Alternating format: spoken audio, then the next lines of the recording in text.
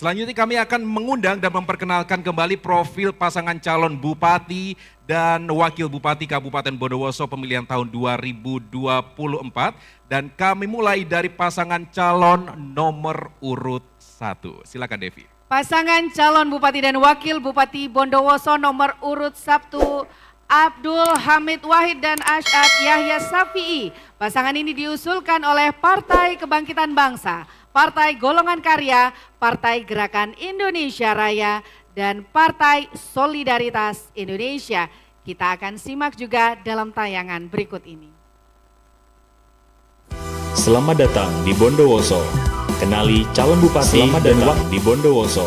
Kenali calon bupati dan wakil bupati kita, Rahamid dan Ra'asad. Rahamid lahir di Probolinggo pada 4 September 1971. Rahamid memiliki segudang pengalaman, baik dunia politik maupun dunia pendidikan. Rahamid telah berhasil memimpin dan mengembangkan Universitas Nurul Jadid dan pernah menjabat sebagai anggota DPR RI selama 2 periode. Ra'asad lahir di Bondowoso pada 11 Oktober 1987. Ra'asad merupakan sosok aktif dalam kegiatan keagamaan dan sosial. Ia pernah menjabat sebagai pengurus Ibnu Bondowoso dan Kepala Madrasah Nurul Huda. Rahmat, Rahamid, dan Ra'asad berkomitmen untuk memimpin Bondowoso menjadi lebih baik. Mereka didukung oleh kekuatan basis kultural pesantren-pesantren, tokoh keagamaan, serta tokoh masyarakat. Tidak hanya itu, sejumlah partai politik pengusung siap mendukung, yakni PKB, Golkar, Gerindra, dan PSI, serta partai politik yakni Nasdem, Partai Prima, dan PKN. Mereka akan menguatkan langkah Rahmat memimpin Bondowoso. Ayo masyarakat Bondowoso, saatnya bersatu, coblos pas. Baik, berikutnya pasangan calon Bupati dan Wakil Bupati Bondowoso nomor urut 2, Bambang Sukwanto dan Muhammad Bakir. Pasangan ini diusulkan oleh Partai Keadilan Sejahtera. Kami tidak akan membacakan profilnya jika Anda tidak bersikap dengan tenang. Mohon kerjasamanya untuk kelancaran acara kita.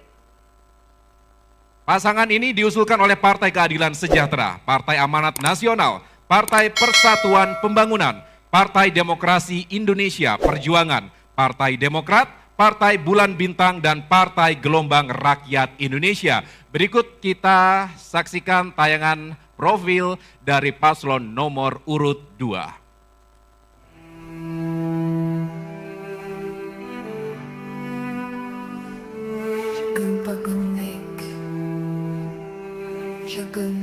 Bondowoso adalah surga yang tersembunyi.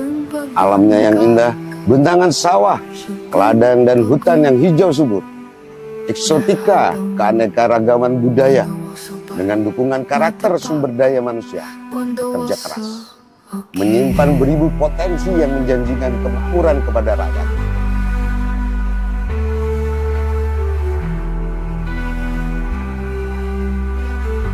Kuncinya adalah hadirnya pemimpin yang mampu mengerem seluruh potensi sumber daya yang ada menjadi sebuah energi untuk membawa Bondowoso menuju Bondowoso makmur dan sejahtera.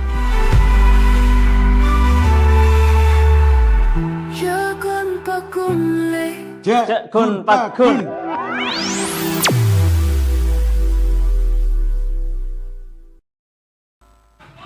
Ya. Bapak Ibu yang kami hormati, langsung saja kita akan mulai acara debat pasangan calon Bupati dan Wakil Bupati Bondowoso tahun 2024. Pada sesi pertama ini kita akan mendengarkan visi, misi, dan program dari masing-masing calon. Dan tentu saja kami juga menginformasikan kepada hadirin dan pemirsa di rumah dan juga para pasangan calon bahwa nantinya dalam penyampaian visi, misi, dan program, para pasangan calon dapat menggunakan pemaparan dalam bentuk gambar ataupun materi presentasi. Baik, dan kesempatan pertama akan diberikan kepada pasangan calon nomor urut 1. Untuk itu kami silakan kepada pasangan calon nomor urut 1 Bapak Abdul Hamid Wahid dan Asyad Yahya Safi'i untuk menyampaikan visi, misi, dan program. Waktu Anda 5 menit dimulai pada saat Anda berbicara. Assalamualaikum warahmatullahi wabarakatuh. Salam sejahtera dan berkah bagi kita semua. Shalom, Om Swastiastu, Namo Buddhaya, salam kebajikan. Rahayu. Hadirin yang terhormat, pimpinan KPU beserta segenap jajaran dan sekretariat, pimpinan Bawaslu beserta segenap jajaran, para panelis yang saya hormati, Mas Bambang dan Gus Bakir, dan seluruh masyarakat Bondowoso yang berbahagia.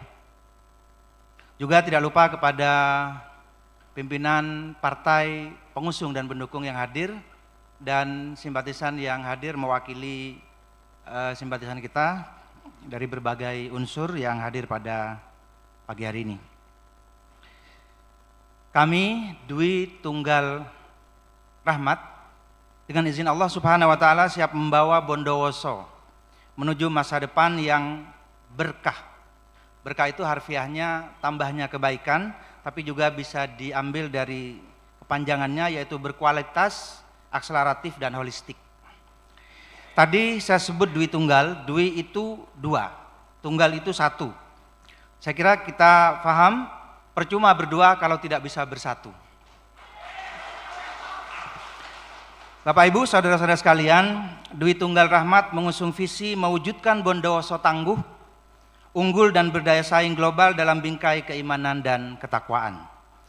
Saya teringat pesan moral pada Sandi Sastra Sengkolo, tahun wafat Kironggo pada 1854, yaitu Suci Tinoto Estining Urip, yang berarti landasan kesucian untuk menuju penataan yang baik dalam rangka mencapai kesejatian hidup. Ini mengandung pesan bahwa cita-cita pembangunan Bondowoso harus ditopang kesucian sebagai wujud dari iman dan takwa. Inilah inspirasi kami untuk visi tentang Bondowoso. Visi itu kami jabarkan ke dalam 8 misi yang menyangkut pemerintahan yang berkah, infrastruktur yang berkah, pelayanan publik yang berkah, perekonomian yang berkah, serta kehidupan sosial yang berkah. 8 ini sudah kami pertimbangkan terkait dengan kondisi objektif Bondowoso, geografis, sosio-budaya dan lain-lain, sosiokultural dan lain-lain. Dan apa yang kami rumuskan ini adalah hasil kerja bersama penjaringan aspirasi dari masyarakat yang dikelola oleh beberapa pendukung kami, termasuk dari beberapa partai pendukung. Astacita, yaitu rumusan 8 visi yang dirumuskan oleh pemerintahan Prabowo Gibran yang sudah dilantik. Untuk mencapai itu, 8 visi ini kita jabarkan menjadi 5 program unggulan dalam 7 bidang, mulai dari pemerintahan sampai sosial budaya. Bapak Ibu, saudara-saudara, tentu tidaklah sederhana. Tapi kalau dulu Kironggo bisa membabat Wonowoso, yang kemudian dikenal menjadi Bondowoso menjadi sebuah kabupaten, maka kini dengan segala sumber dayanya, visi Bondowoso unggul itu tentu bisa kita wujudkan. Karena Bondowoso punya beberapa modal kuat untuk itu, tinggal mewujudkan kebersamaan dan kesatuan di dalam mewujudkan visi dan misi tersebut. Perbaikan tentu perlu dilakukan di berbagai bidang, tapi kali ini kita akan fokus pada tema. Saya mulai dari soal kependudukan, karena layanan kependudukan sesungguhnya bukanlah layanan dasar, melainkan dasar, akan tapi dasar dari semua layanan. Maka jika masalah kependudukan beres, tentu masalah lain akan dapat bertumpu dan lebih mudah diselesaikan. Maka administrasi kependudukan harus efektif, efisien. Digitalisasi tentu adalah kuncinya. Untuk itu kami merancang Elandu, elektronifikasi layanan kependudukan, agar layanan kependudukan bisa lebih cepat, tepat, dan efektif. Lalu kita bicara tentang soal pendidikan dan kesehatan. Ibarat sekeping mata uang, beda tapi tak terpisahkan. Kalau badan butuh gizi, pikiran butuh literasi dan ilmu. Maka kami akan mencoba serius dalam 2 bidang ini. Baik. Bismillahirrahmanirrahim. Assalamualaikum warahmatullahi wabarakatuh. Salam sejahtera untuk kita semua. Yang saya hormati Forpimda atau beliau mewakili para panelis, KPU beserta jajaran Bawaslu, pasangan Rahmat, Hamid dan As'ad, seluruh partai pendukung, relawan, dan juga moderator, terima kasih. Pertama kami akan menyampaikan, saya sebenarnya nggak biasa bawa contekan, cuman simpen lah ya. Kami pasangan Bagus, saya dan Gus Bakir, membawa visi misi Bondowoso Basmalah dengan paradigma baru. Baru itu apa? Bondowoso yang beriman, amanah, ramah, dan untuk rakyat. Untuk rakyat. Kami, mohon maaf, kami membawa sebuah terobosan yang insya Allah belum dilakukan, yaitu interconnecting resource, yaitu dikdaya, digitalisasi data, sumber daya, semua yang ada di Bondowoso, baik itu sumber daya alam maupun Sumber daya manusia, dan lain sebagainya. Dari sana nantinya akan ada semua data masuk, itu juga dengan semuanya ada kelahiran, otomatis begitu input data akan keluar kartu identitas anak dan keluar kartu kelahiran. Begitu juga dengan kesehatan. Kesehatan di dalamnya juga nggak akan ada lagi pasien-pasien yang terbengkalai. Karena apa? Cukup dengan kartu KTP. Semuanya bisa dilayani dengan baik di seluruh pelayanan masyarakat. Kemudian untuk bidang kesehatan, kami bukan hanya melayani untuk orang-orang yang sakit, namun justru kami akan lebih fokus kepada bagaimana cara pencegahan pelayanan kesehatan. Masyarakat akan kami edukasi bagaimana cara hidup sehat dengan kami lebih mengoptimalkan kader-kader posyandu. Kasihan mereka, saat ini mereka itu honornya masih cukup rendah, tapi insya Allah dengan Bagus, insya Allah kita naikkan nanti honornya.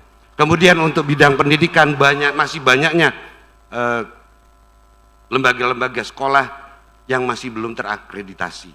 Kemudian juga guru-guru belum tersertifikasi. Insya Allah dengan pasangan Bagus kita optimalkan lembaga-lembaga yang terakreditasi dan lembaga-lembaga yang guru-guru yang bersertifikat. Kemudian nantinya juga, mohon izin, nantinya kami akan bermitra dengan guru ngaji, karena itu juga sebuah bagaimana membentuk karakter mental. Terima kasih para guru ngaji yang telah membentuk karakter mental para anak-anak calon generasi emas 2045. Berikutnya. Selanjutnya di bidang pertanian, kita punya program untuk memajukan pertanian di Bondowoso dengan adanya integrated farming system. Integrated farming system artinya semua tentang pertanian akan terintegrasi. Jadi petani akan bisa mengakses informasi-informasi tentang yang dibutuhkan di dalam pertanian. Nah, kemudian tentang ketahanan pangan, kita akan menggunakan program hilirisasi produk lokal, yang mana sudah menjadi satu program dari Bapak Presiden terpilih kita, Bapak Prabowo Subianto, yang mana Indonesia dalam 100 hari pertama akan menjadi lumbung pangan. Kemudian yang terakhir di bidang kesejahteraan sosial, kami melihat di Bondowoso sudah banyak program-program untuk mensejahterakan masyarakat Bondowoso, namun itu akan kami optimalkan ke depannya dengan sistem integrated resource, yang mana itu akan lebih mengoptimalkan sumber daya yang ada dengan produk dan pembeli yang terhubung. Demikian. Demikian yang dapat kami paparkan dari visi misi pasangan Bagus. Kurang lebihnya mohon maaf. Taufiq walhidayah. Waktu Anda habis. Terima kasih paslon wabarakatuh. nomor urut 2. Pertanyaan akan dibacakan satu kali, jadi mohon disimak dengan baik. Kesejahteraan sosial. Lapangan usaha pertanian kehutanan, dan perikanan merupakan struktur ekonomi dominan Kabupaten Bondowoso sebesar 27,88%. Namun sumbangan lapangan usaha di sektor ini terhadap pertumbuhan ekonomi masih minim dan hanya 2,06% jika dibandingkan dengan sektor lapangan usaha lainnya. Sektor pertanian perlu mendapatkan perhatian terutama pada problematika yang berpengaruh terhadap kesejahteraan petani, misalnya keterbatasan dan ketidakpastian akan suplai pupuk, ketidakpastian pasar produk pertanian serta ketidakstabilan harga produk pertanian. Pertanyaannya, bagaimana komitmen kebijakan dan bentuk program paslon dalam upaya meningkatkan kesejahteraan petani dalam mengatasi problem pertanian tersebut? Waktu akan dihitung setelah Anda memulai berbicara. Waktu ada 2 menit dimulai dari saat Anda berbicara, silakan. Baik, terima kasih. Sebetulnya problem mendasar dari pertanian ini adalah pada nilai tambah, itu yang kualitatif. Yang tadi tentang angkatan kerja, pengangguran, itu sebetulnya kuantitatif. Artinya kalau aspek kualitatif ini bisa kita kejar, kita sebetulnya di dalam program unggulan itu meletakkan hilirisasi, tetapi yang arahnya jelas ke bagaimana masyarakat mendapat nilai tambah. Termasuk di pertanian, itu kita berharap masyarakat bisa mendapat nilai tambah, added value. Nah, pengolahan pertanian selama ini, tembakau, tebu, kemudian tape, itu justru keluar. Kita lihat tape yang sudah diolah itu di Probolinggo, di Situbondo, di Jember. Kita lihat tembakau kemana, kita lihat tebu diolah kemana sebagian besar. Walaupun sebagian kecil presentasinya itu diolah di sini. Tapi mungkin nanti kalau kapasitas pabrik sudah dinaikkan menjadi 4 kali lipat, sebagaimana program yang dicanangkan oleh pemerintah, dengan memerger berbagai tebu itu juga mungkin bisa kita lakukan. Nah, di sini pada pendataan kelangkaan pupuk juga harus kita pikirkan. Karena kelangkaan pupuk ini diperparah oleh pendataan yang tidak baik. Oleh karena itu kita mencanangkan satu desa satu klinik. Di klinik ini kemudian pendamping itu bisa berfungsi bukan sekedar memberikan informasi, tetapi mengelola dan mengolah. Nah, tentu di sini didukung oleh elektronifikasi, didukung oleh pengelolaan elektronik yang nanti akan kita kembangkan dan akan kita ceritakan di segmen lain. Masih ada 9 detik. Masih ada waktu Bapak. Oh ya, baik, saya kira sudah cukup sementara. Terima kasih. Baik, terima kasih. Ya, waktu habis. Waktu habis. Paslon nomor 1 sudah menjawab pertanyaan. Selama 2 menit kami mempersilakan kepada paslon nomor urut 2 untuk dapat memberikan tanggapan. Waktu Anda 1 menit dimulai sejak Anda berbicara. Silakan. Izin Rahamid, mohon maaf. Cangkolang. Kami ingin bertanya, bagaimana bentuk kebijakan Rahamid dalam hilirisasi hasil pertanian tersebut? Apakah karena produk-produk itu kan juga harusnya memang harus dijual keluar. Seperti yang disampaikan tadi, tape juga ada. Justru itu merupakan sebuah kebanggaan untuk masyarakat Bondowoso. Tape itu dijual di kota-kota lain, berarti itu sudah berhasil untuk UMKM yang ada di Bondowoso. Nah, saya ingin tanyakan Cangkolang, bagaimana bentuk kebijakan hilirisasi untuk hasil pertanian yang dimaksud tersebut? Terima kasih. Baik, hilirisasi ini terkait barangkali tinggalan tata kelola dan tata niaga kopi itu menarik sebetulnya untuk kita kembangkan. Cuma memang ini perlu sinergitas yang kuat. Kemarin ada Bondowoso Gemilang, ada tata kelola dan tata niaga ini sudah bisa membawa Bondowoso membuka pasar di luar negeri, misalnya salah satunya. Kemudian tentang tape, pemilihan segmen misalnya, niche market itu mungkin satu pilihan. Dengan standar kesehatan, standar pengemasan, standar halal, dan seterusnya. Melakukan standar itu artinya kita memberikan nilai tambah. Nah, tentu di sini bagaimana mendorong masyarakat pindah dari masyarakat agraris murni ke industri. Jadi culture bisa didukung oleh agrobis yang baik. Tatanan itu mungkin bisa kita kembangkan dalam kebijakan-kebijakan. Tentang teknisnya nanti tentu akan dilakukan oleh OPD-OPD terkait dan ini bagaimana menjabarkan. Waktu habis. Baik, saya akan membacakan pertanyaan hanya satu kali. Pangan dan agraria. Secara geografis, Bondowoso didominasi lahan pertanian produktif dan keberadaan lahan pertanian pangan sebagai bagian dari lahan fungsi budidaya sangat penting dalam menyokong kedaulatan pangan baik untuk memenuhi kebutuhan wilayahnya maupun di luar wilayahnya. Namun demikian, permasalahan yang paling mendasar dari sektor pertanian ini adalah semakin menyusutnya lahan pertanian akibat alih fungsi lahan. Pertanyaannya, bagaimana strategi dan kebijakan yang tepat menurut paslon nomor urut 2 untuk mengatasi semakin menyusutnya lahan pertanian akibat alih fungsi lahan? Silakan, waktu Anda 2 menit dimulai dari saat Anda berbicara. Alhamdulillah di Bondowoso sudah ada perda terkait dengan lahan pertanian yang berkelanjutan. Bahwa juga ada dari Kementerian Agraria yang melarang lahan sawah yang dilindungi itu beralih fungsi. Itu juga kalau semuanya dilakukan, alih fungsi juga sulit. Dan nantinya kami akan membuat sebuah kebijakan bahwa alih fungsi itu juga akan kami pilah-pilah.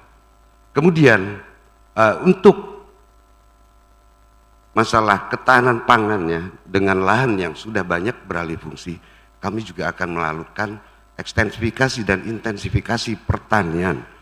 Kemudian juga kami akan menggunakan lahan-lahan yang terbatas, menggunakan sistem agriculture.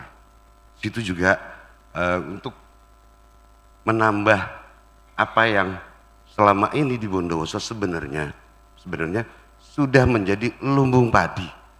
Dan insya Allah sebenarnya dengan menggunakan, pertama adalah menggunakan botanik, kemudian juga menggunakan sistem hidroponik, itu insya Allah nanti akan meningkatkan apa yang menjadi produksi hasil pertanian. Kami juga nanti bersama petani-petani milenial terutama, itu juga akan melakukan terobosan-terobosan, inovasi-inovasi bagaimana hasil pertanian untuk lebih meningkat. Mungkin itu ada tambahan? Tidak ada? Cukup? Oke, saya kira cukup. Ini kita akan memberikan kesempatan kepada paslon nomor urut 1 untuk dapat memberikan tanggapan. Waktu ada 1 menit dimulai sejak Anda berbicara, silakan. Baik, terima kasih. Kita bicara lahan dan saya kira perkebunan itu menjadi satu yang ya sudah terkenal. Afdeling itu Bondowoso dulu. Nah, terkait perkebunan ada tembakau di situ, perkebunan dan pertanian. Dana bagi hasil cukai tembakau kita DBHCT itu sangat besar. Tetapi apakah petani tembakau bisa menikmati? Nah, mungkin saya ingin tanya apa kebijakan terhadap petani tembakau dalam kaitan dengan apa pembinaan, karena mungkin apa namanya sudah menjadi industri, tapi industrinya juga tidak jadi di Bondowoso, dikirim kemana-mana. Nah, ini kira-kira untuk meningkatkan kesejahteraan petani tembakau apa yang calon bupati lakukan? Terima kasih. Terima kasih, pertanyaannya juga sangat bagus. Cuman mungkin perlu kami luruskan bahwa untuk afdeling di atas di seputaran Ijen, insya Allah nggak ada tanaman tembakau. Izin, bagus. Mohon izin. Sebenarnya kalau untuk terkait dengan petani tembakau, insya Allah, seperti yang telah kami lakukan selama ini juga, itu kami akan lebih fokus kepada pertama adalah pemilihan penelitian terkait dengan varietas unggulan nantinya, bagaimana meningkatkan kesejahteraan para petani itu. Kemudian juga kami sebenarnya juga akan menganggarkan pupuk subsidi. Sebenarnya tahun ini juga alhamdulillah sudah kami lakukan, dianggarkan, tapi pelaksanaannya entah bagaimana. Itu juga untuk petani tembakau, buruh juga sudah ada bantuan untuk para buruh. Baik, waktu Anda habis, paslon nomor urut 2. Terima kasih. Baik hadirin dan pemirsa, terima kasih Anda masih bersama kami dalam debat publik ke-1 pasangan calon Bupati dan Wakil Bupati Bondowoso tahun 2024. Momen ini jangan Anda lewatkan karena dengan debat publik ini Anda bisa menentukan siapa yang akan menjadi pilihan Anda pada 27 November mendatang untuk menjadi Kepala Daerah Kabupaten Bondowoso.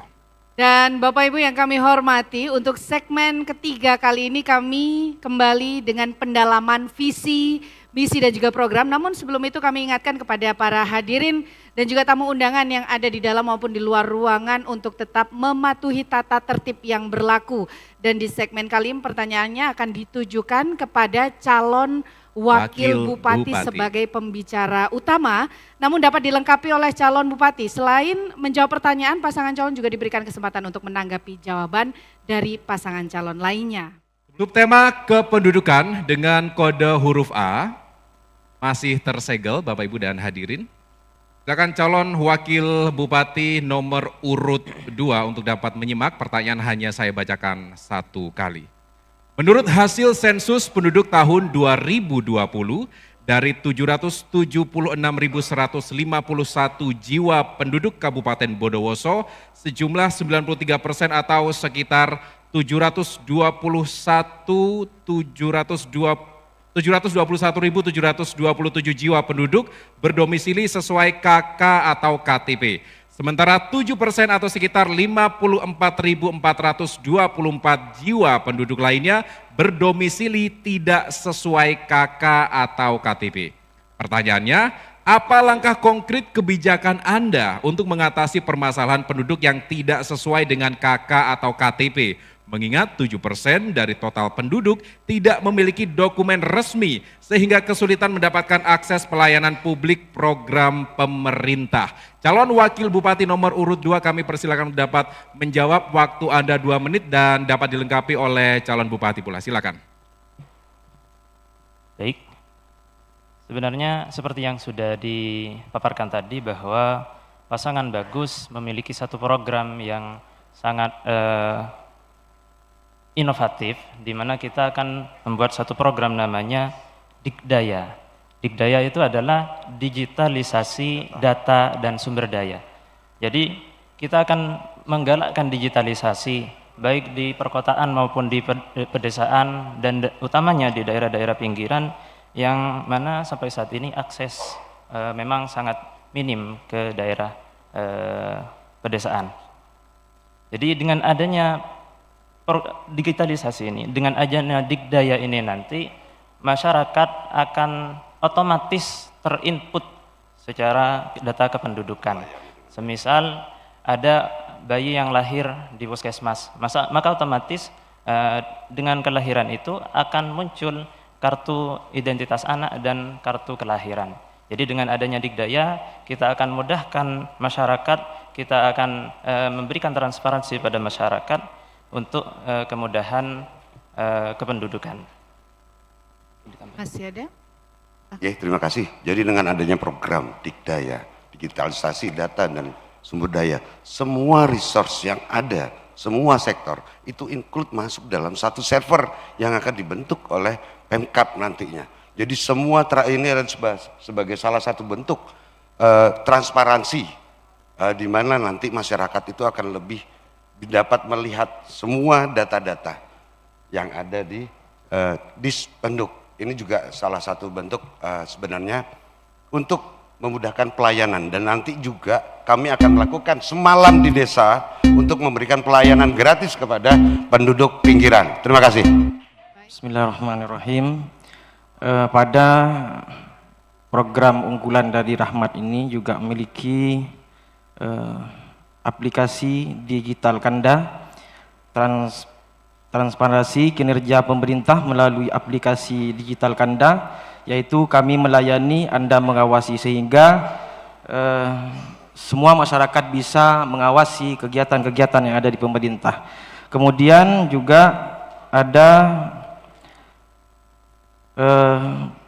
program Elandu, yaitu layanan kependudukan, yaitu kemudahan mengurus administrasi kependudukan melalui digital, sehingga semua yang ada di kabupaten ini menyatu kepada server yang ada di pemerintah Kabupaten Bondowoso. Alhamdulillah dengan program yang juga dimiliki oleh Rahmat itu satu aliran dengan kita. Akan tetapi salah satu kelebihan dari Dikdaya ini, salah dua kelebihan dari Dikdaya ini, yang pertama adalah tidak akan ada multi aplikasi. Artinya cukup dengan Dikdaya maka di segala sektor akan bisa diakses melalui Dikdaya ini. Jadi akan terjadi integrated big system, integrated big data, seperti itu. Jadi kedepannya hanya cukup dengan aplikasi Dikdaya, masyarakat akan bisa mengakses ke semua kebutuhan yang diperlukan masyarakat. Sudah cukup? Waktu masih tersisa. Sudah cukup. Baik, terima kasih. Pendidikan dan kesehatan. Pada tahun 2022 masih ada sekitar 13,59% penduduk usia 15 tahun ke atas di Bondowoso yang buta huruf atau penduduk yang melek huruf sebesar 86,05%. Sementara presentase penduduk laki-laki yang buta huruf sebesar 8,05% dan perempuan 19,60%. Di sini terlihat bahwa presentase buta huruf laki-laki jauh lebih rendah dibandingkan angka buta huruf perempuan. Indeks Pembangunan Manusia IPM di Bondowoso tahun 2023 berada di angka 70,56%. Pertanyaannya, bagaimana kebijakan dan strategi untuk menurunkan angka melek huruf dan mengoptimalkan peran perpustakaan daerah? Bismillahirrahmanirrahim. Tentu kami pasangan Rahmat akan memprogramkan bagaimana di tingkat dasar, sekolah dasar maupun PAUD, kemudian TK lebih merata lagi sehingga buta huruf di Bondowoso itu tidak terjadi lagi. Mungkin itu saja. Terima kasih. Bisa dilengkapi? Masih ada waktu? Baik, saya kira ini terkait kualitas pendidikan ya. Problem pendidikan itu ada pada akses, pemerataan, dan kualitas. Tentang kualitas ini saya kira memang perlu penanganan yang lebih jeli. Sebetulnya rasio guru misalnya, kita itu secara kabupaten itu sudah sangat mencukupi, tetapi ada beberapa kasus, misalnya ada kekurangan guru dan lain-lain. Nah, sistem informasi dan lain-lain ini kan akan kita aktifkan. Termasuk redistribusi guru, dan program kita di situ ada program zonasi guru. Jadi zona ini bagaimana guru bisa diredistribusi sesuai dengan angka ideal, termasuk dalam kaitan dengan kenyamanan guru bertugas di zonanya, tidak harus jauh dan lain sebagainya. Kemudian kedua, kita mendorong pencapaian kualitas dan sekaligus akses ini dengan program 10.000 beasiswa di seluruh tingkatan, dan ini kita bersinergi dengan berbagai stakeholder.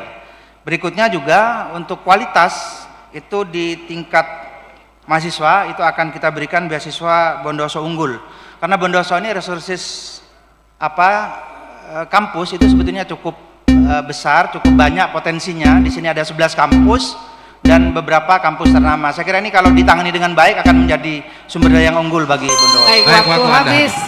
Baik, sebelumnya mohon maaf Rasad, Rahmit. Yang menjadi pertanyaan tadi adalah problem di Bondowoso terdapat 8,05% buta huruf untuk rentan umur 15 tahun ke atas. Nah, jadi kalau yang tadi disebutkan itu mungkin langkah pencegahan yang bisa dilakukan dari anak usia dini sampai lulus sekolah. Yang menjadi pertanyaan tadi, bagaimana langkah paslon untuk mengatasi buta huruf yang 8,05% ini, yang dimana rakyat itu sudah di rentan umur 15 tahun ke atas. Jadi saya tadi tidak mendapat atensi dari pertanyaan dan jawab. Mungkin dari kemungkinan yang ada tadi, ya bisa saja dari umur-umur yang dari keterpaduan itu Jadi mereka masih belum ngerti tentang buta huruf, sehingga mungkin perlu dididik dari sejak dini sehingga tidak ada angka masyarakat Bondowoso buta huruf. Jadi ditekankan dari sekolah paling bawah. Mungkin itu saja. Terima kasih. Masih ada waktu 20 detik, silahkan. Baik. Tentang buta huruf ini sebetulnya kalau kita lihat dari angka partisipasi pendidikan itu kan sangat tinggi ya. 90 di dasar, 80 di ini, dan baru ketika ke atas itu di bawah 70, 65. Nah, oleh karena itu keterpaduan ini Mohon maaf, waktu ya, habis. keterpaduan Terima kita kasih. garis Mohon bawahi. maaf, waktu habis. Kita berikan apresiasi yang luar biasa untuk paslon nomor 1 dan juga paslon nomor 2 Ya. yang sudah menjawab Memberikan. pertanyaan dan juga memberikan sanggahan Ya. di segmen ketiga kali ini. Dan tentunya itu merupakan pendalaman dari visi misi dan juga program yang telah tersampaikan. Dan sekali lagi Bapak Ibu, kita berikan apresiasi untuk kedua pasangan calon bupati dan wakil bupati yang telah menjawab pertanyaan dan juga memberikan tanggapan.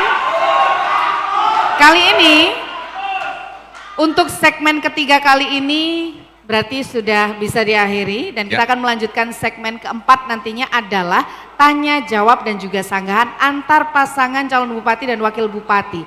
Dan tentu saja setelah jeda berikut ini, oleh karena itu untuk para hadirin dan juga penonton yang ada di rumah, kami masih akan kembali lagi dalam debat publik ke-1 calon bupati dan wakil bupati Bondowoso tahun 2024. Tetaplah bersama kami.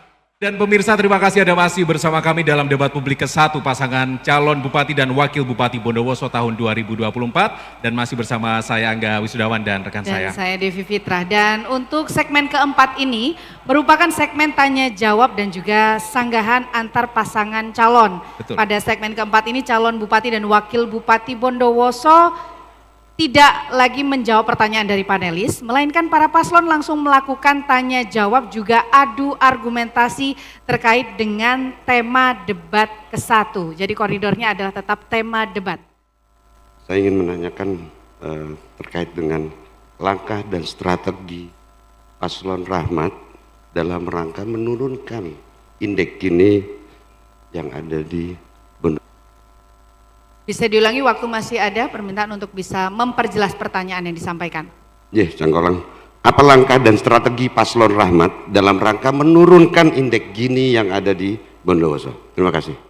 Gini ya, GINI. Ya, baik. Terima kasih.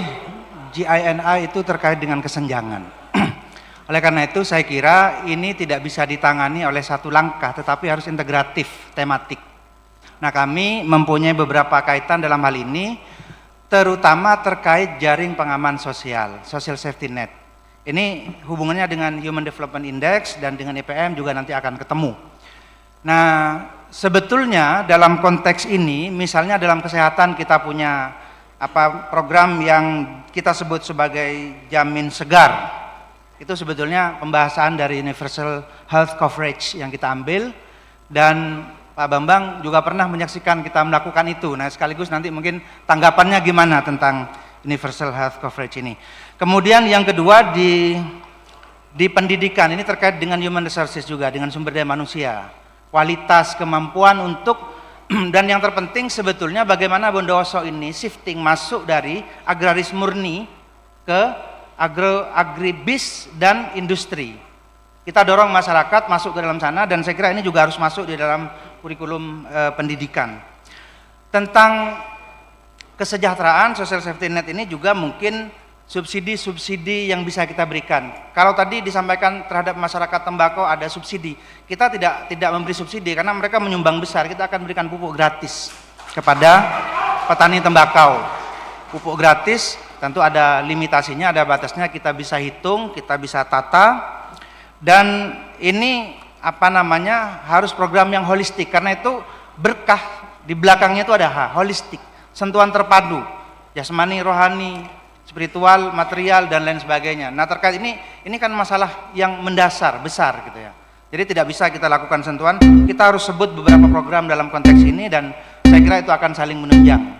Terkait dengan pernyataan jenengan tadi melakukan dengan jaring pengaman sosial, ini sebenarnya merupakan langkah-langkah yang hanya sesaat, yang tidak bisa menurunkan indeks gini secara kontinu. Sebenarnya seperti itu. Itu mungkin tanggapannya. Kemudian juga terkait dengan pupuk gratis untuk tembakau. Apakah mungkin perlu dijelaskan justru berapa banyak yang akan diberikan? Karena ada keterbatasan anggaran yang di DBHCHT untuk pertanian itu sangat kecil. Tapi kalau itu dilakukan, sedangkan masyarakat ini akhirnya nanti lari ke tembakau semua, tentunya anggaran pertama ada, yang kedua anggaran APBD akan jebol. Kemudian harga tembakau itu akan turun drastis. Itu sebenarnya yang ini akan terjadi oversupply yang ada di masyarakat. Jadi kami mohon tanggapan terkait dengan berapa banyak, karena lahan yang ada di Bondowoso, lahan pertanian, jika diberikan pupuk gratis itu akan lari semuanya ke tembakau semua. Demikian, terima kasih. CTHT, cukai hasil tembakau, itu lebih dari 50 miliar. Kita hitung 8.000 hektar potensi lahan tembakau. Nah itu tentu ada limitasi-limitasi, ada prasyarat-prasyarat sebagai insentif dan dorongan. Ada portofolio yang hari ini akan kita susun dan ini akan dikerjakan oleh, ini sebetulnya bukan omon-omon ya, tetapi ini adalah simulasi yang sudah dilakukan oleh koalisi untuk membiayai ini. Mereka bekerja dan sudah mensimulasi pembiayaannya. Jadi kenapa saya pegang teks? Karena ini beberapa itu adalah pemikiran hasil elaborasi di lapangan termasuk terkait dengan data. Jadi saya tidak bisa bicara sendiri, kita bicara sistem, kita bicara masukan dari stakeholder dan lain-lain. Tentang social safety net, itu salah satu, tetapi kerentanan itu bisa menyebabkan orang menengah jatuh tiba-tiba menjadi orang miskin. Ini harus disangga resikonya. Karena itu menyangga risiko ini selain UHC misalnya kita berikan bayarkan asuransi untuk gagal panen. Ada di 50 item program kita itu lokasi-lokasi yang gagal panen kita asuransikan sehingga mereka dapat tersangga. Memang tidak bisa menaikkan, tapi tidak bisa kita sangga supaya tidak turun drastis. Menaikkan ini dengan upaya lain. Baik, makasih. Terima kasih. Saya memberikan umpan tadi belum disentuh tentang universal health coverage UHC. Saya kebetulan untuk pansus social safety net itu kita ikut di Jakarta, bagaimana konsepsinya pada waktu itu, dan ini sangat penting pada masa-masa rentan dan krisis. Nah, mungkin Bondowoso tidak sedang dalam masa krisis, tetapi kondisi Bondowoso dengan modal yang kuat itu sebetulnya sekarang perlu akselerasi, dan kita mulai dari titik yang seperti tadi terkait angka partisipasi yang tinggi tetapi buta huruf juga tinggi. Ini kan sesuatu yang bisa jadi apakah salah urus atau masyarakatnya belum kompak atau bagaimana. Kalau kita bersatu insya Allah bisa, itu kita sinkronkan. Nah ini tanggapannya tentang UHC gimana nih Mas Bambang? Terima kasih ya. Terima kasih Pak Hamid, pertanyaan yang sangat bagus. Terkait UHC, Universal Health Coverage, itu dilakukan di Bondowoso sejak tahun 2023, sejak zaman kepemimpinan Kiai Salwa Arifin. Dan itu memang sebenarnya untuk mengcover masyarakat justru yang tidak mampu dalam pelayanan kesehatan. Dan kebijakan Pak Bupati saat Kiai Salwa Arifin, karena kami waktu itu sebagai ketua tim anggaran, itu memberikan kemudahan-kemudahan kepada masyarakat bahwa ke pusat-pusat pelayanan cukup dengan menggunakan KTP. Itu sebenarnya. Dan inilah yang sebenarnya yang harus kita lakukan, memberikan pemahaman kepada masyarakat, bukan dibodohi bahwa sebenarnya dengan cukup dengan KTP semua akses kesehatan sudah ditanggung oleh pemerintah daerah.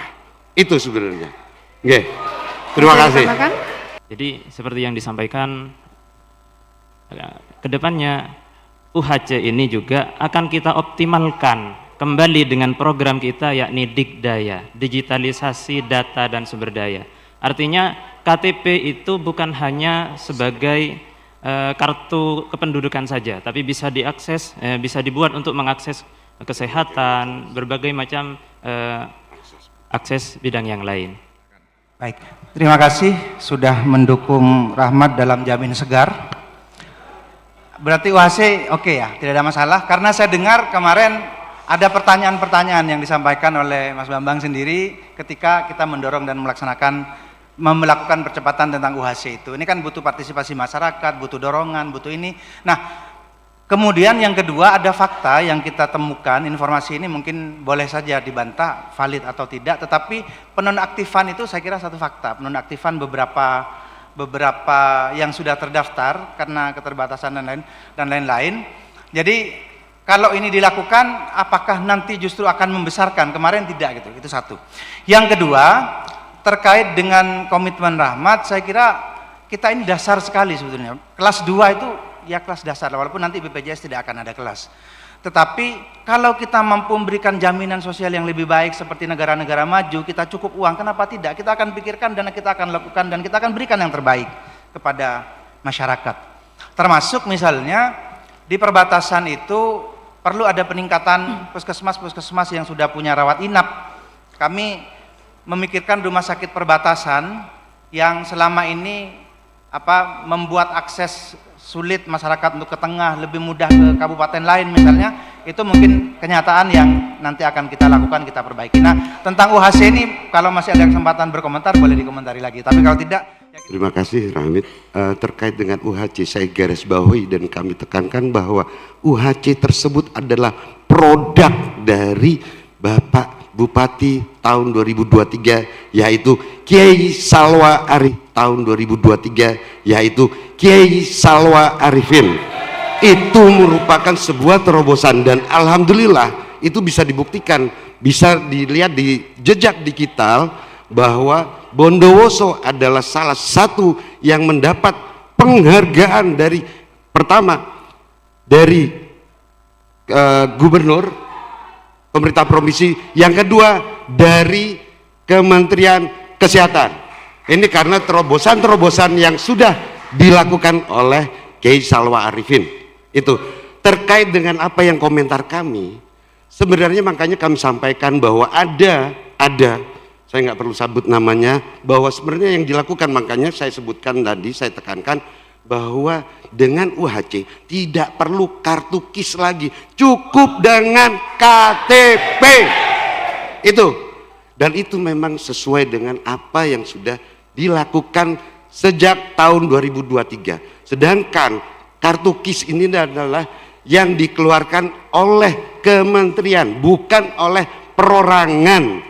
Itu yang perlu ditekankan. Terima kasih. Pada segmen kali ini merupakan segmen tanya jawab sanggahan antara pasangan calon dan kami mengingatkan juga kepada setiap paslon untuk memberikan pertanyaan sesuai dengan tema. Bismillahirrahmanirrahim.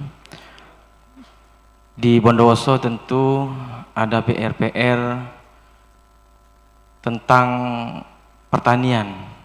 Mungkin pasangan bagus, apa kira-kira PR-PR tentang pertanian di Bondowoso itu, kemudian apa solusinya? Terima kasih.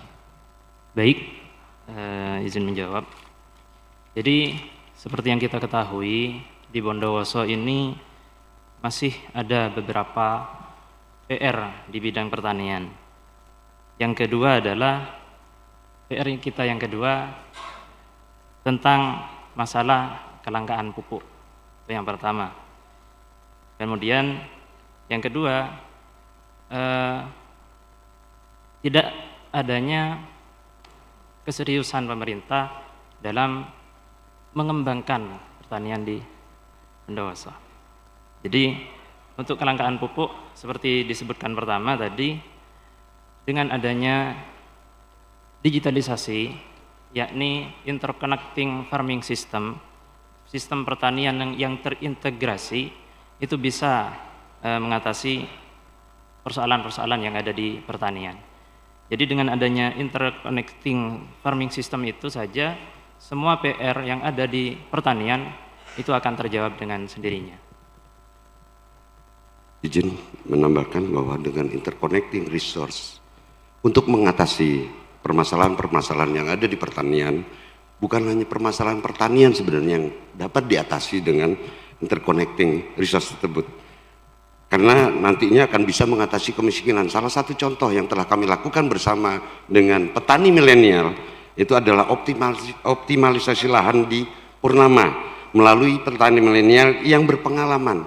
Di situ sudah diverifikasi usahanya sekaligus dilengkapi dengan market yang ada. Kenapa? Mereka bisa melakukan mempunyai jejaring yang ada di luar negeri bahkan.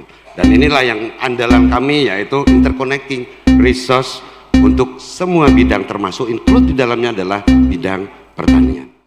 Ketika kami turun ke masyarakat, tentu masyarakat itu mempunyai mempunyai pertanyaan soal ketika hasil pertanian itu diperoleh, kemudian harganya tidak sesuai, mereka justru merugi. Mungkin itu solusinya apa? Mungkin seperti itu. Masih ada waktu, apakah ingin ditambahkan beberapa poin yang sebagai tanggapan? Baik, jadi sebetulnya ini kan bagian dari hilirisasi yang memberikan nilai tambah. Saya tidak membatasi pada hilirisasi saja, karena hilirisasi yang misalnya mengeluarkan barang apa yang tidak produktif, berteknologi rendah dan lain-lain itu mungkin juga akan menjadi masalah gitu ya. Nah, terkait pemasaran ini mungkin tadi bicara luar negeri dan macam-macam, yang tergambar itu apa di dalam memasarkan. Kita jelas untuk agriculture, agribase itu dengan Thailand selesai. Baik, seperti yang saya katakan tadi bahwa kita punya program interconnecting resource. Juga di bidang pertanian kita punya integrated farming system, yang mana itu akan mengintegrasikan antara petani dengan para tengkulak. Artinya, kedepannya akan ada kepastian harga yang sudah disepakati dari petani dengan tengkulak, dengan market yang ada. Baik itu regional, antar kota maupun luar negeri. Terima kasih, dan kami juga memang selalu melakukan salah satu cara kami pada saat menjabat PJ Bupati adalah dengan pola apek-rempek. Di sana ternyata banyak petani-petani itu yang belum paham terkait dengan hilirisasi maupun pasar. Nah, kami bersama seseorang yang saya sebutkan namanya, yaitu Pak Haji, sebenarnya saya sebut Pak Haji, itu juga mereka mempunyai pangsa pasar yang sangat jelas, bukan hanya di Thailand tapi juga dari Singapura maupun Malaysia. Salah satu contohnya adalah terong. Terong di sini juga yang dihasilkan dari petani yang ada di Bondowoso itu justru menembus pasar di luar negeri. Begitu juga dengan komoditi-komoditi lain. Sehingga alhamdulillah dengan adanya integrated resource seperti itu akan mengatasi permasalahan dari market. Terima kasih.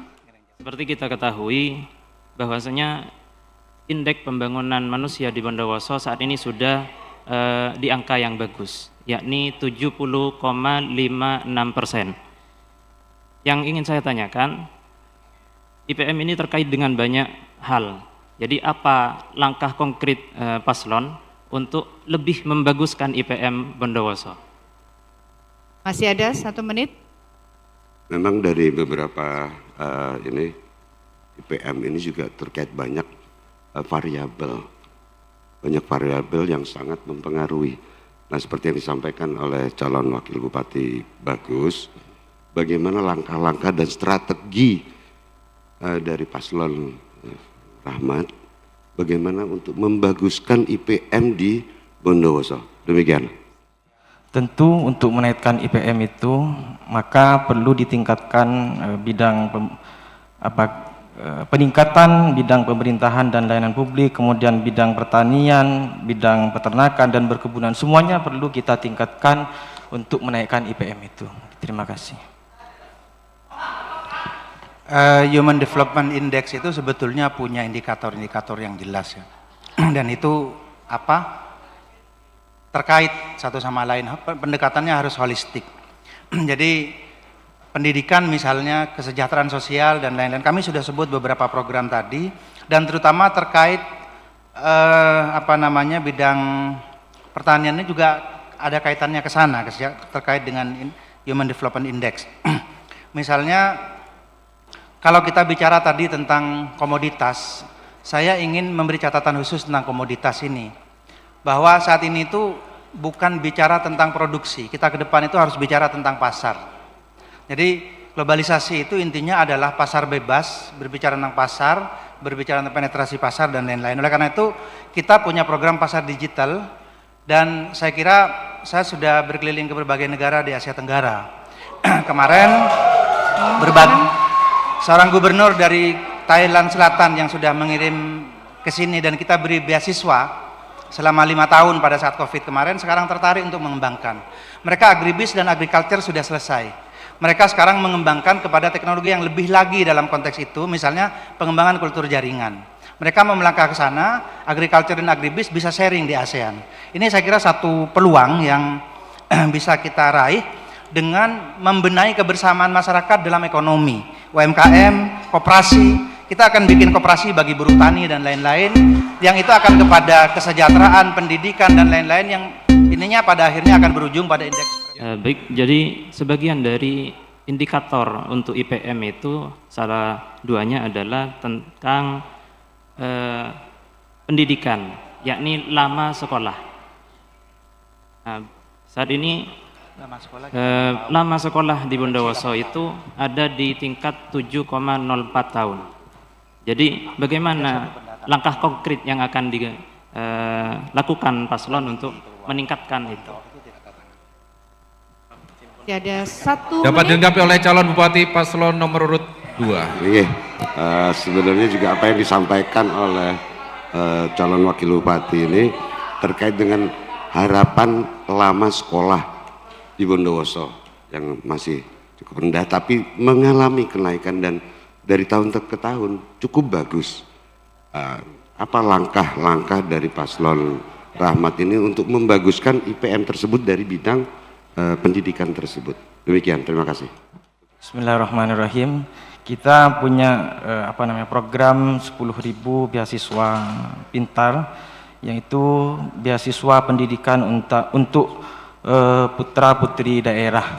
Kemudian memang sebagian dari siswa dan siswi yang ada di Bondowoso ini tidak semuanya ada di Kabupaten Bondowoso, akan tetapi banyak yang kemudian melanjutkan ke daerah-daerah yang di luar. Mungkin itu, terima kasih. Masih ada waktu, bisa dilengkapi. Baik, ini tentang lama belajar ya. Kita 6 tahun, provinsi 8, sekian. Kita masih selisih 2 tahun dalam hal, tapi tinggal sedikit sebetulnya. Itu portofolio dan kuantitatif yang mungkin dalam konteks pendataan harus kita telusuri lebih kualitatif lagi, dalam arti bahwa misalnya transisi semakin ke atas semakin rendah itu kenapa? Apakah orang yang mondok, dan di sini lebih dari 6.000 di 2 kabupaten saja, di beberapa kabupaten itu lebih 15.000. Nah ini sekarang kalau kita elaborasi lebih jauh, maka angka lama sekolah ini juga mungkin akan sedikit didapat.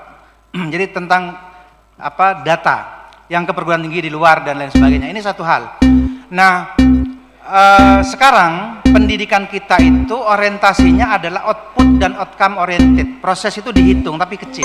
Kita sudah memasuki segmen ke-6 di mana kami akan memberikan kepada para pasangan calon untuk memberikan pernyataan penutup atau closing statement yang akan menjadi highlight, di mana pernyataan tersebut akan menjadi sorotan masyarakat Bondowoso untuk menjadi pertimbangan memilih kepala daerah Bondowoso. Dan langsung saja kita akan menuju ke pasangan calon nomor urut 1 kepada Bapak Abdul Hamid Wahid dan Asyad Yahya Syafi'i.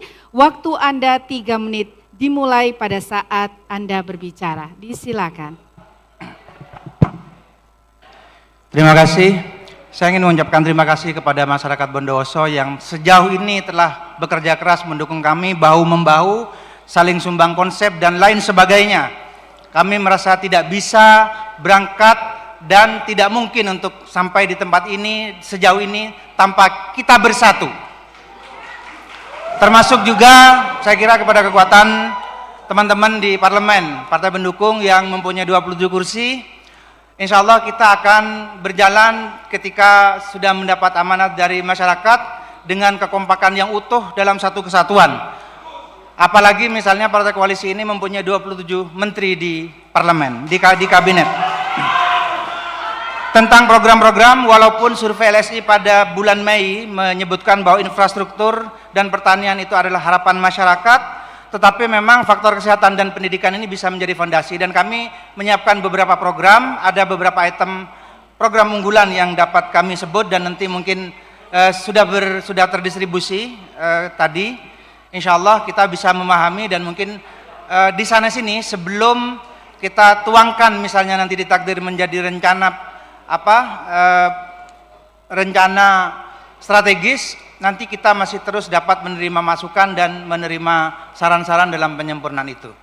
Barangkali demikian, dan terkait dengan Bondowoso, terutama untuk pegiat-pegiat dan pekerja kreatif, kita memang akan menyediakan lahan, menyediakan ruang, rumah kreatif yang nanti akan kita bisa bersama-sama berkolaborasi di sana mengembangkan industri kreatif yang akan menunjang pilar utama potensi besar Bondowoso, yaitu pariwisata. Nanti kita pada gilirannya akan berbicara tentang itu semua.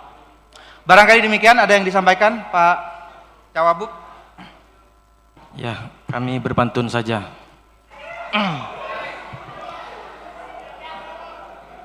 Kenangkaan jalan santai, istirahat kalau lelah. Mari sukseskan pemilu damai agar Bondowoso lebih berkah. Tenang masyarakat Bondowoso, tenang. Kita punya Presiden Prabowo. Politik uang racun masyarakat, bikin korupsi makin lestari. Kalau mau berjuang demi rakyat, bersihkan pemilu dari tipuan materi.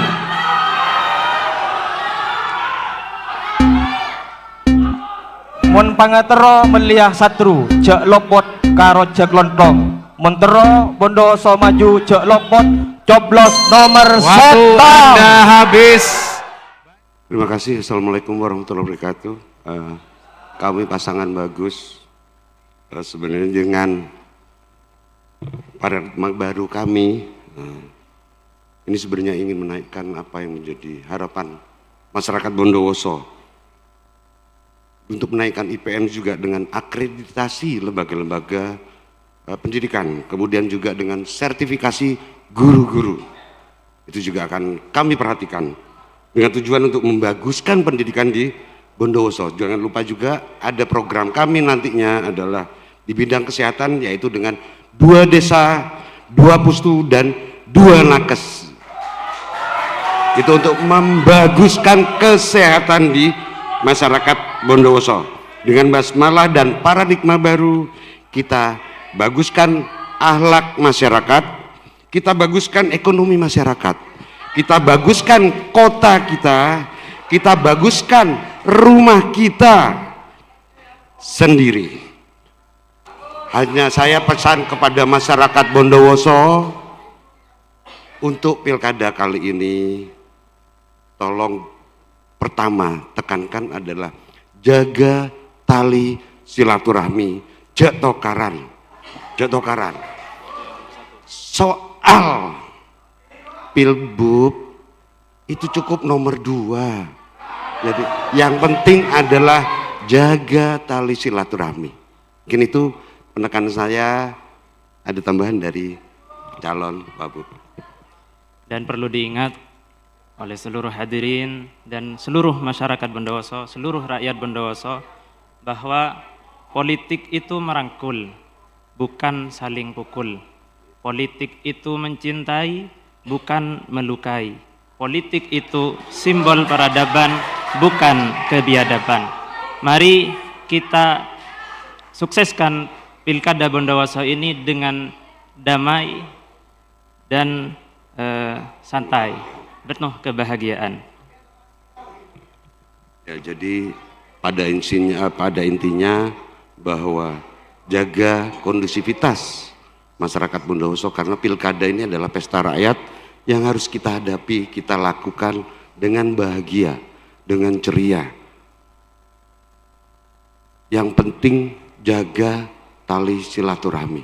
Pilbub, saya tekankan kembali, adalah cukup nomor 2. Itu aja. Terima kasih. Wassalamualaikum warahmatullahi wabarakatuh.